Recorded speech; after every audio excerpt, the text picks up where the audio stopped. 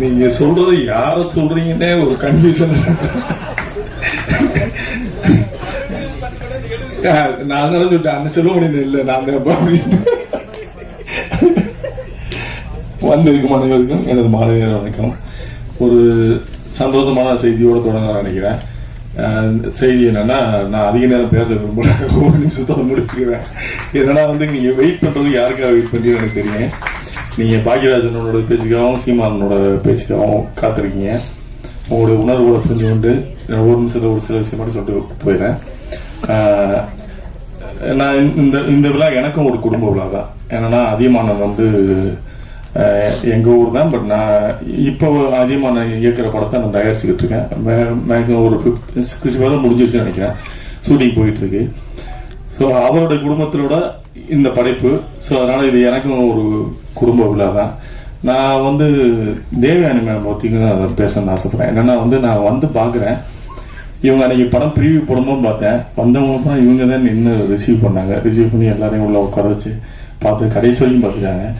இன்னைக்கும் பார்க்குறேன், இவங்க முன்னாடி நின்று ரிசீவ் பண்ணி எல்லாரையும் ரிசீவ் பண்ணி கூப்பிட்டு பார்த்தப்ப எனக்கு ரொம்ப பொறாமையாக இருந்தது. இப்போ உள்ள ஹீரோ ஹீரோயின்லாம் யாரும் ஃபங்க்ஷனுக்கு வர்றதுக்கே பயப்படுறாங்க. ஃபங்க்ஷன் வர வருவாங்களா வரமாட்டாங்கன்னு தெரியாது. நான் நீங்க சொன்னீங்கல்ல, தியேட்டர்ல படம் நீங்க நிறுத்தி வைக்காதீங்க, ஒரு வாரம் வெயிட் பண்ணுங்கன்னு சொன்னீங்கல்ல, அதுக்கு நம்ம டைம் டிராவல்ல 90s போனோம். இன்னைக்கு நடக்காதது அவர் கையில இல்ல, தியேட்டருக்காரன் கையில இருக்கு. நீங்க ஒரு ஷோ உங்களுக்கு ஆள் வரலைன்னா அடுத்த ஷோ இருக்காரு. நீங்க எல்லாமே ஒரு நாள் நிகழ்ச்சி தான். அந்த 11 மணி ஷோக்கு ஆள் வரலைன்னா 12 மணி ஷோக்கு அந்த படம் டெத்து முடிஞ்சு போச்சு. அது நீங்க சொல்றது அந்த 90s காலகட்டம்.